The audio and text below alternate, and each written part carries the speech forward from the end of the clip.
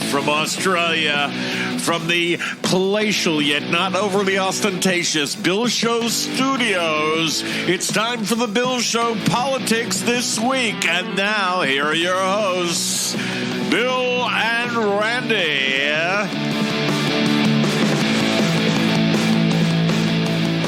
Hello, Randy. Oh, Willie, I'm just so cold. Are you cold? I'm so cold. Yeah. We're so cold. It's tell the listener, that don't confuse them though. That in the southern hemisphere, it's actually winter. It's cold. And yesterday, was it Monday? Was the solstice, the shortest day of the year? Yeah. And they might not understand that it's the opposite down here, but it's true. It is true. It is. I got to tell you, all of us. G'day, my name's Australia, and I like to tell you that I'm very cold and my nipples are now erect. Yes, that's right. All of our nipples are very erect. That's not a nipple. That's not a nipple. This is a nipple. Thank you for that. We are all very chilly down here, and we like to greetings to everybody out there. If you're one of our regular listeners, God help you. I'd like to say hello to Val and everybody and all of our friends, and God love you. Yeah, Glens Falls is the center of the universe, I think. What's that? What did you say? Glens Falls is the center of the universe. Val, we love Val. Listen, we wanted to get on with a show. This is one of our weekly shows, ladies and gentlemen. We were talking a little bit about there was a short thing that I kind of did notice, along with it being very, very cold, that there was a news report about the new Delta virus. It was a news report about the new Delta virus. Evidently, the Delta variant. The Delta variant. Whatever, it sounds like Star Trek, doesn't it? It's like Delta variant. And evidently this Delta variant could be more deadly than the virus. And they did a poll on NBC News just before I went in, and evidently the people that aren't taking it are 18 to 24-year-olds. Yeah, and they're just as susceptible. The next time someone sits there and says, the natural intelligence of children, I'll go, what the fuck are you talking about? What the fuck are you talking? They're just naturally intelligent. Not that I've seen. They're pretty much what I was at 18. I was a moron. Remember those things you did when you were 18? Fuck. Yeah. It's a miracle you're alive. Especially in the 70s. I mean, for fuck's sake, when we were in the 70s, Jesus Christ, you'd go away. You didn't come back till dark. You didn't, you're playing with sticks and running around without protective clothing. I mean, the gym set that you had hung from in the 70s, it was no cushioning or anything. It was just basically a torture set. It's like we were hardened. Willie, we were hardened. You and I grew up in the era where most of these vaccines were developed. Now, since they were developed in the 18th century, literally the average age has life expectancy has doubled from 40 to 80. It's amazing, isn't it? For people. Yeah, it is. Now, why do people think that was an accident? It's not just good food and things like it was the vaccine. So we didn't get smallpox, we didn't get polio, we didn't get mumps and rubella and whooping cough. All of those things. I mean, you and I were before some of those vaccines. We had to go to parties to get the disease. I know. I remember talking to you about it. It was like you went to a mump party or something. Yeah, especially the boys, because if you did it after puberty, you could get the temperature could fry your gonads. Yeah. So it's I don't know why young people think that they're so bulletproof that they could ignore the writing on the wall. The young people think they're bulletproof. They do, really, seriously. That's why we draft them to go to war. They don't think they're going to die. Now, I'm sorry, that's cynical, but it's true. Yeah. You see an 18-year-old, the risks they'll take, especially a man, Jesus. You interview some of these guys down at, they're down at the parties, in Florida, the spring break parties. I don't think you're dealing with much of a cancer cure here, But I'm also saying, you can't blame them. They're kids. Kids do things. Now, America has just passed 600,000 dead. Jesus, they're man. still dying. They're still catching it. More people than were killed in all American wars. The Civil War, the Revolution, First World, Second World War, Vietnam, Korea, all of those wars are now dead from COVID. Now, that's not bullshit. No, it's not bullshit. And some of them are young. I don't know what to say. We here in Australia kind of look at Americans and go, "What the fuck, man?" You know, we don't like to swear as much as I do, obviously, but I see Australians watching American news going, what? You know, I mean, it's just like, you know, America. Certain empires were destroyed. Like for example, Japan in World War II, the nuclear bomb destroyed Japan. You know what's going to destroy America? Stupid is going to destroy America. Will be the only empire destroyed, not by the Mongols, not by the hordes, not by a volcano, but by stupid. Just large amounts of real dumbass. Right. And on that note, how's that for a segue? How's that? That's perfect opening, Bill. Thank you, man. It took a while. I got there, though. Ladies and gentlemen, for our update on the news this week from Washington, D.C., by way, of course, Melbourne, Australia, the heartbeat of your nation, it's now time for the news. Give me the theme. Oh, folks, there's a lot to talk about, folks, and what has been happening down in Washington in the last week. As you know, Biden's been trying to get his plans passed. Once again, that place where all good intentions go to die, the U.S. Senate, is killing the Biden agenda. Just like the Republicans smothered and hid the body of Obama's jobs bill and every other decent piece of legislation put forward by the Democratic president from Obama till now. Now that the GOP has rejected even debating the legislation that would stop the GOP's state laws that restrict young and black voting, well, now we are completely stopped without a new strategy to show anybody that some momentum can be gained before we're up for election again. At the moment, the Democratic Party doesn't have a backup plan on elections, and Democratic senators acknowledge their internal maneuverings over the filibuster have only begun after months of dominating their time in control in a completely useless effort to get Republicans to sign on. Now, how could we ever have expected this to happen? This is amazing. Wait a minute. I think Barack Obama actually released a statement about it today. He actually spoke on it today, Randy, and this is what he said. Yeah, you see, here it is. At this moment, our nation is facing a host of big and difficult challenges. And more than anything else, what's required to meet those challenges right now is a sense of cooperation and common purpose among our leaders. What we need is a willingness in Washington to put the public's interest first. A willingness to score fewer political points so that we can start solving more problems. That's why I was disappointed this week to see a dreary and familiar politics get in the way of our ability to move forward on a series of critical issues that have a direct impact on people's lives. Yeah, that Barack Obama, that's a smart thing he just said about yesterday. Oh, wait a minute. I'm sorry. That's him from 2010.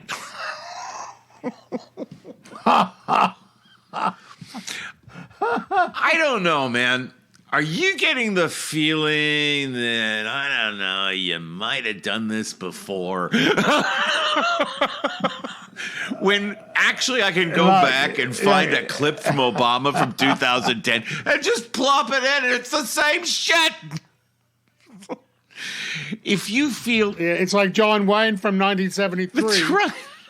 And it was actually pertains to 2020. That's right. We're old enough to remember. and if you feel like nausea, you know what it feels like, Randy? It feels like that nausea you get when you throw up a bit in your mouth and you taste that horrible meal that you had before. That's the sensation I'm feeling right now. Watching these negotiations. And it kind of reminded me of something I saw when I was young. You want me to share it with you? This is something very rare that I found. Yes, this please. This is what all this shit that we've been watching, all this shit about infrastructure, all this shit about the Voting Rights Act, all this dance with Manchin, all the dance with McConnell, this is what it is. Throw to 1972 and my childhood. Charlie Brown, oh Charlie Brown. I can't believe it. She must think I'm the most stupid person alive.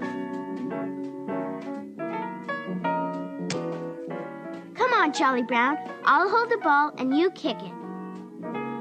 Absolutely. Come on, Charlie Brown. It's a big honor for you. Well, if it's that important, a person should never turn down a big honor. Maybe I should do it. Besides, she wouldn't try to trick me on a traditional holiday. This time I'm gonna kick that football clear to the moon! Yes, that's it. What an idiot. What an idiot, Charlie Brown. That's it. Ladies and gentlemen, this entire thing is that. It's like watching Lucy pull away the football from Charlie Brown for the 10,000th time. And after a while, you lose your anger with Lucy and you just started getting pissed with Charlie Brown. You stupid. You want to throttle the little jerk and just look at him and say, Lucy's not going to hold the football for you.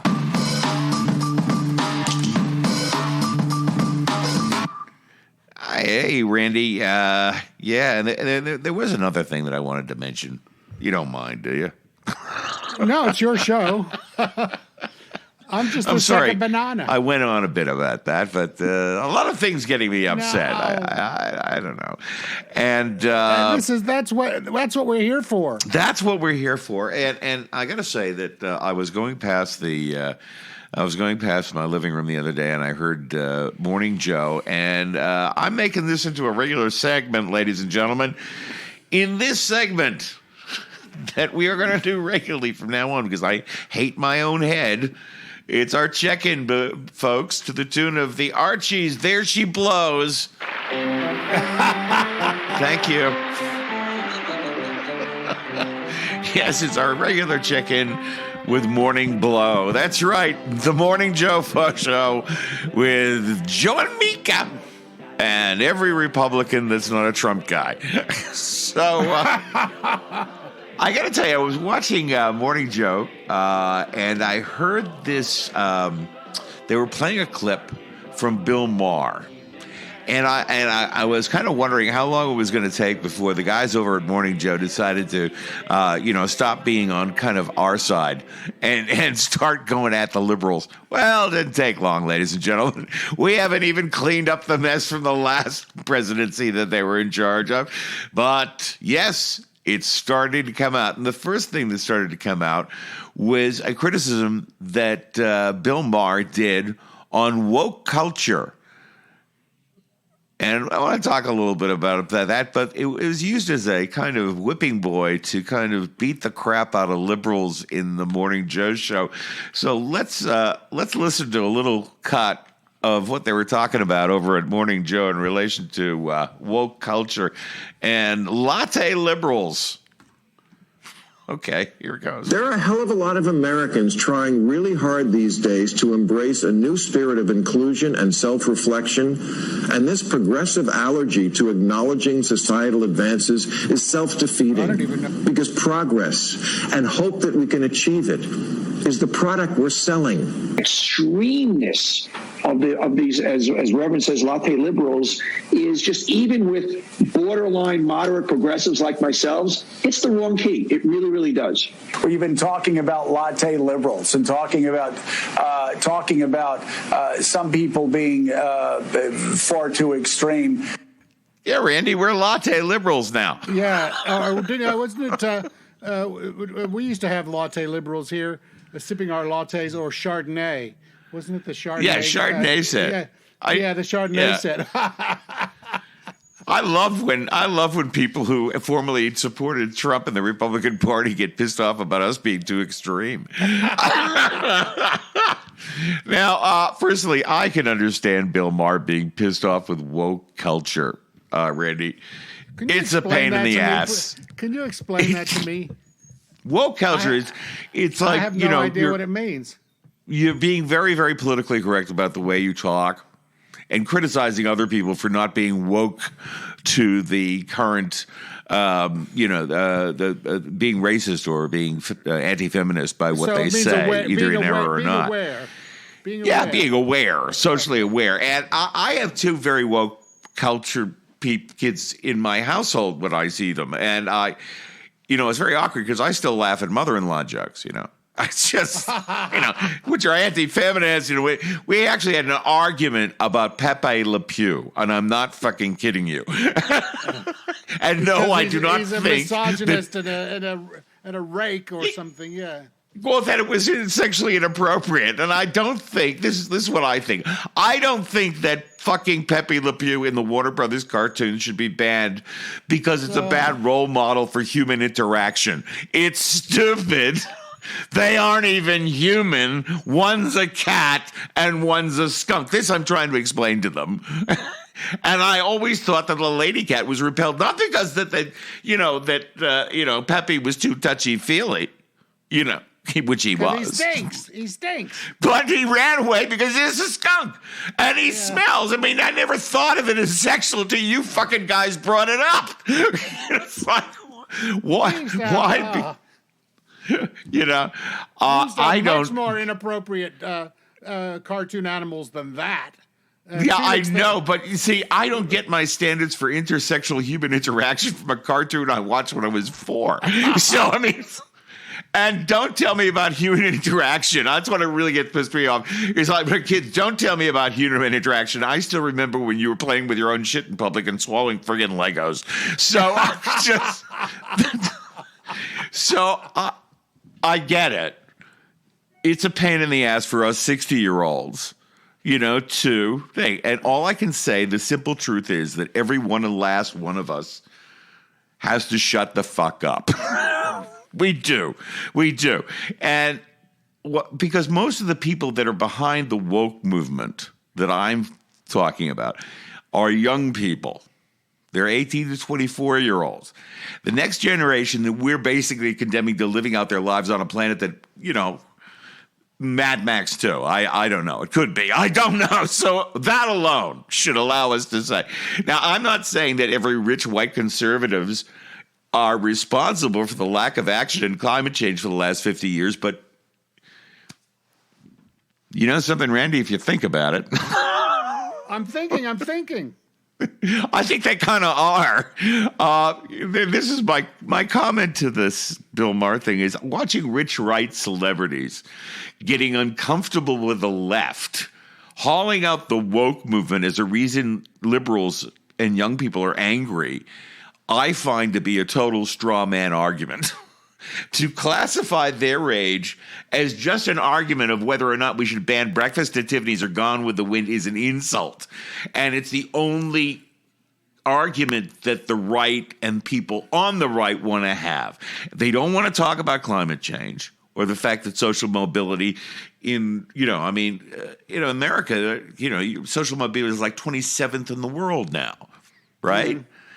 And they don't want to talk about war against a young woman's abortion rights. They don't want to talk about the fact that young people still arrive into the world of work in debt, living in their parents' house, paying out the astronomical student loan, and watching rich white fucks buy their third property investment. You know what I'm saying? Yeah. So, by the way, the people who are pissed at you guys are not latte liberals. They're the kids who are serving you the latte. Yeah. Like AOC, and they're spitting in it. Yeah. So maybe they have the right to be pissed. So when you go on about being woke, just eat your shit and like it. just fucking shut up. And the other thing that occurred to me when I was listening to this, Scott, is like, who the hell is fucking Donnie Deutsch, the former admin on Morning Joe, who said he would vote for Trump if they nominated Bernie, and Chuck Hot Mike New Year's Eve at Mar-a-Lago, Scarborough, both former Republicans, get off telling that us Democrats are too extreme, as I said before. We really don't appreciate your advice, but if we had to say one thing, I think it'd be this. I don't remember asking you a goddamn thing. Yeah. I don't remember asking you a goddamn thing. You will shut the fuck up. Yeah. You fuck up with us, Trump, for 8 years. You will not say shit to any of us about anything. That's not Samuel L. Jackson because you didn't say motherfucker. Yeah, that's right. I didn't ask you Republicans a goddamn thing. I'm sorry, did I break your concentration? Man, I tell you, man, there's so many times I just wish we had Samuel L. Jackson in the White House. I think we could run that ticket. Samuel L. Jackson and Joe Pesci for the Democratic nomination. So that's about all I got, Randy. And well, shut the fuck up. Shut the fuck up. If that's all you've got, we're going to talk like Samuel L. Jackson for the rest of the episode. It's a cheese royale. A cheese royale. It's not a quarter pounder with cheese. No, it's a cheese royale. Cheese royale. Man, that's a... I just love it. I just love him, man. I'm tired of these Republicans on this motherfucking plane. Okay, so why don't we get our horses in a row, and we'll be back in 1 second with Randy's rant, ladies and gentlemen. You know it, you love it, you can't. And I'm ranting. I'm really ranting. He's ranting today here on Show 274. Last thing before we go here tonight, this is a local news story from our station up in Boston with a twist, a literal twist. So we're just going to roll the story for you. This is from reporter Catherine Underwood from Channel 10 in Boston, NBC affiliate, and it features a man who played a memorable and prominent role in the riot and desecration of our capital and his plans to run for office based on his newfound notoriety. Jason Riddle is still working on the details of his campaign. I guess let's get back to work. I guess that should be the slogan I'm going to go with. You might remember Riddle after seeing this photo. He's the man from Keene, New Hampshire, who admitted to entering the Capitol building on January 6th and chugging from a bottle of wine he found in a lawmaker's office. In the long run, if you're running for office, I guess any attention is good attention, so I think it'll help me. Riddle says he received death threats after his involvement in the riots was made public, but he says he's also heard from a lot of people asking him to run for an elected position. What does being at the riots do for your campaign? Tells them I show up. I'm going to keep my promises and make some changes. Okay, so it's not over. We've just chosen to stop it here for a second to prepare you for the good part. And so here's the payoff. He says he's running against Democrat Annie Kuster in the 2022 midterm elections. Kuster is currently in her 5th term as a U.S. Congresswoman representing New Hampshire's 2nd district. I thought Ann was a state representative. No. Damn. So a state rep is in the state house in Concord. Yeah, that's what Ann is. No. She's in Washington. Oh, well, I guess I got to run against that then. So Washington it is. The problem right now, though, is that Riddle is prohibited from D.C. while he faces several misdemeanor charges for his alleged role in the riots. Despite my ongoing legal problems, I'm supposed to live my life how I want to live it, and it's something I want to do, so why not do it?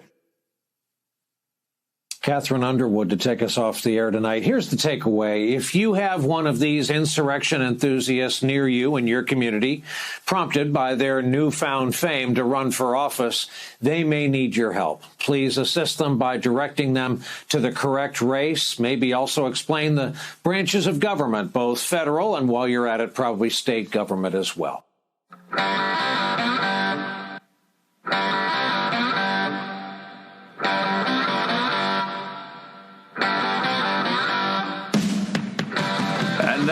Ladies and gentlemen, it's time to keep your hands and feet inside the vehicle at all times, because it's time once again for Randy's Rant. Oh, Randy, that's painful. You wouldn't want to get on Brian Williams' bad side, would you? You just but the fact that you can get shot down by Brian Williams, I so swear dry. to God. Everyone says, Bill, you're so, when you say the world is like the America is going to die of stupid, listen to it back. Maybe that's too much. No, it's not. It's not. She's in the State House. I thought she's in the Washington. Where am I going? I'll have to go run against that. Just, man. I don't want to, every time. Yeah. Anyway, what you got? What do you got for your rant? Well, I wanted to wish all the fathers happy Father's Day, because in America it was Father's Day. When is it Father's Day here? Is it the same day? No, it's in September. Oh, ours is in September. Why is that?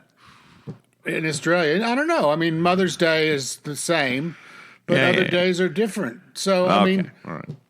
We don't celebrate the 4th of July. I'm going to chart out when I'm going to get we my still have it. Get my tie, the thing that I'm going to get, So that everybody in America is going losing their minds over their fathers. So I was just going to say happy father to former president, U.S. President Donald Trump, in a bid for donations. Yes. For his Save America. Save America back. Save America made a statement by the 45th President of the United States of America. Happy Father's Day to all, including all the losers in the world, the radical left, the rhinos, and hopefully eventually everybody will come together. You know what a rhino is? Did he had a slag at people just wishing somebody Father's Day? Yeah. Rhinos are Republicans in name only, so he even disses on them. Angry old ball of cholesterol. You'd think he'd be having a stroke by now. Happy Father's Day to all. Seriously, God. Just loses it over shit. Save America. Give me money. Okay. Now, give me money. Down to my... In a brown paper bag, man. I can't believe cocaine. it. And they'll give it to him, too. Oh, they will. Hopefully, hopefully his Adderall and cocaine addiction's still up. I don't know. Go ahead. He's got to have. Maybe he has to have it delivered. Okay. Yeah. No. Over the last couple of weeks, we talked about something called critical race theory. Yes, we did. Now, it's now come to Australia. I didn't realize this, but when America sneezes, Australia catches pneumonia. Yeah. Yeah. It's that way. So anyway, the Australian Senate has decided to reject any critical race theory from the national curriculum, just when the national curriculum finally arrived at being inclusive of Australia's First Nations people and their experiences since the British invasion. I'm doing quote commas, which because invasion is under international law at the time is exactly what it was. They called Australia Terra Nullius. So we now have those same people who are saying you cannot teach critical race theory because it makes white people look bad and feel uncomfortable. Oh well. Yeah. Now, I thought it was interesting. Yeah, go ahead. No, you go ahead. It's your show. No. Go ahead. All right. Now, it's no accident that all throughout the 20th century, we studied, we were given distractions. We studied Helen Keller instead of W.E.B. Du Bois, who was a black rights person around the turn of the last century. We learned about the Watts and the L.A. riots, but we didn't learn about Tulsa or Wilmington, which was another race riot run by whites and killed hundreds of black people. We learned that George Washington's dentures were made out of wood, but we didn't learn, and it's never been taught, that the teeth were actually pulled out of the mouths of his slaves. You know, we learned about black ghettos, but we never learned about Black Wall Street. Right. We learned about the New Deal, but not redlining. Right. You know, when Tommy Smith at the Mexico Olympics put his fist up at the air, we learned about that, but we didn't learn that the next day he was sent home and stripped of his medals. Yeah. You know, we learn about black crime, but white criminals are never lumped together and discussed in terms of their race. You know, white guys robbed a bank or anything like that. We've learned about states' rights. We learned that states' rights caused the Civil War. Excuse me. But in actual fact, slavery was mentioned 80 times in the Articles of Secession. So history is being rewritten by not the winners, but by the whites. And they don't want people to study that. Racism is being perpetuated by the people who refuse to learn or acknowledge that reality. And they're it's because they feel uncomfortable. Well, I mean, this is happening around the world. The more you see conservative governments get into power like they do here in Australia, we have a conservative government, by the way. Yeah. Who is, you know, well, here's another climate change deniers. You know, there's the same rabble. Oh yeah. Oh, and you know, and coal is good. Coal and gas are good. Yeah. But let's not go off on that. I'm just saying that the authoritarians out there and the conservative governments, I am not surprised to see them pick up something which is really just, you know, you're just looking for a spanner to hit liberals over the head with. And as I said in my last segment, you know, a lot of the obsession with, you know, race theory is a distraction so you don't have to talk about things that are really, really important, like the fact that, you know, youth unemployment for black people is still upwards of 15 to 20% in certain areas, or that you still have a race problem than that. You'd rather get upset that they're calling you racist, when, in point of fact, the way the society actually works is racist. So, you know, you're getting upset about something that actually does exist. And, you know, you're getting pulled up for people pointing it out to you. If it's factual, but they, you know, but you got nowhere to stand. People are trying to just, they don't know what it is. They're saying it's teaching white people to feel guilty, which it's not. Critical race theory is just... That's a puerile 12-year-old mind at work. And then, of course, I'm talking about people who listen to Fox News. Yeah. You don't have to be personally guilty for it, but you do have to have some sort of acknowledgement and understanding of the context within which your particular society works. Yeah. You know, when you discuss and try to make an informed discussion about whether or not there's racism in your country and whether or not we have to work to correct it. You can't understand it unless you understand the context, and that's what race theory is about. It's about how the society reflects that. You know, if you don't want to hear something that's, you know, true, and it just pisses you off, well, I'm sorry, Gomer. You know, fuck off. Go ahead. Sorry. Go ahead. Golly, Sergeant Carter. Oh, yes, you're right. We have to. If we're doomed to repeat it if we don't study it. It's just like everything else. And your thing about Harper Lee and To Kill a Mockingbird has to be studied, because regardless if it makes people uncomfortable, what's there is true. Yep, that's right. Even though it's a fiction, it's true. That's right. One more thing. I didn't realize this, but all of the southern states, in 1866, the 13th Amendment was passed, which ended slavery. But all of the southern states began to arrest black people for the most ridiculous crimes and then lease them back to the very farms that had lost their slaves. The more and more you discover about it, it's horrific. It went on till 1940. Yeah. It went on till 1940. More than 800,000 men, women, and children. Children were taken in until they were 21. Wow. And so it was a system of convict labor called peonage,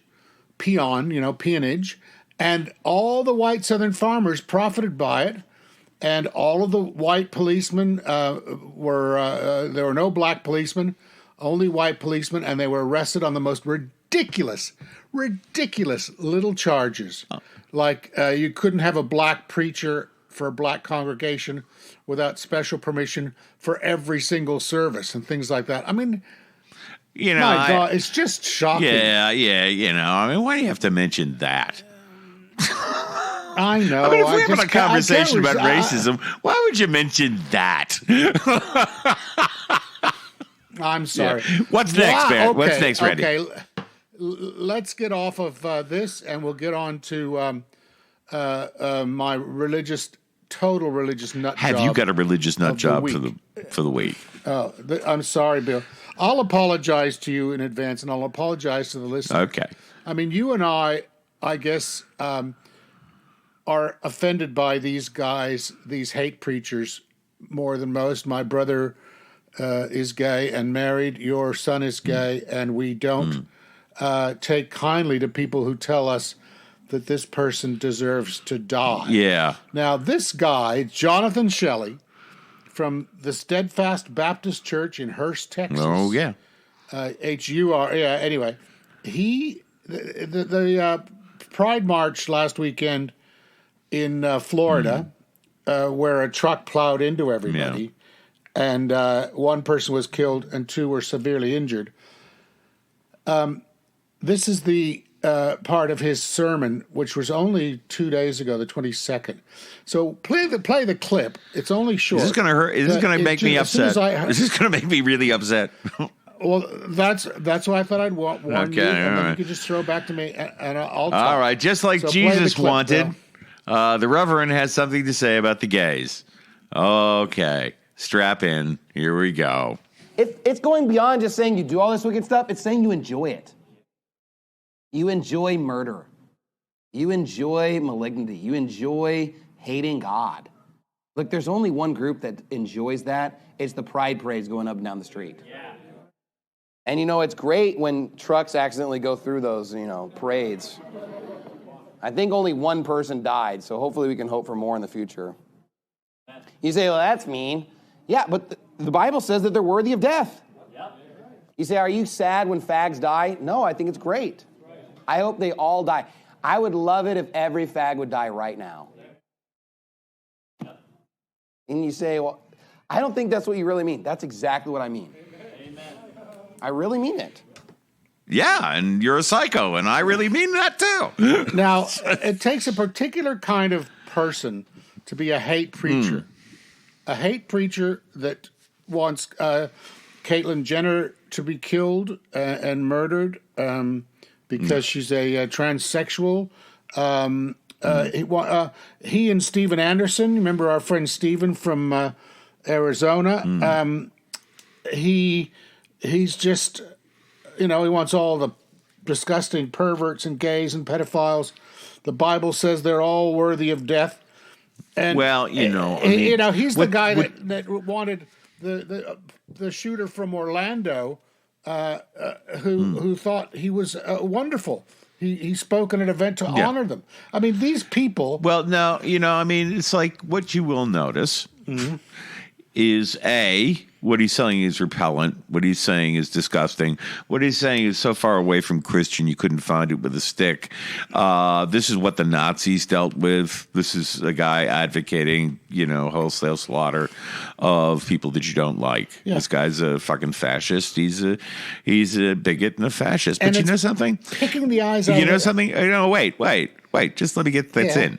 You know something? It's a small room, and there aren't that many people in it. Nah. Because when he was like, I was like, yeah. He's a little maggot in the bottom of some fucking, these guys crawl out from under their shells, and this is the same as it ever was, man. The only reason these numbskulls have any fucking balls to actually stand up and voice this hideous fucking crap is because Trump was around and said, yeah, it's okay. Get out of your fucking halls. Anyway, but they're just literally picking the eyes out of the Bible. He has a beard. Yeah, but what do you expect from a pig but a grunt, Randy? He has tats. He's a scumbag. They're just selective, and it's terrible. Yeah, I know. Yeah, and I know. It drives me crazy. But you get to the point where you just sit there and go, they're fucking pond scum. Okay, here's they're phlegm. They're nothing. Yeah, here's a little tag for you.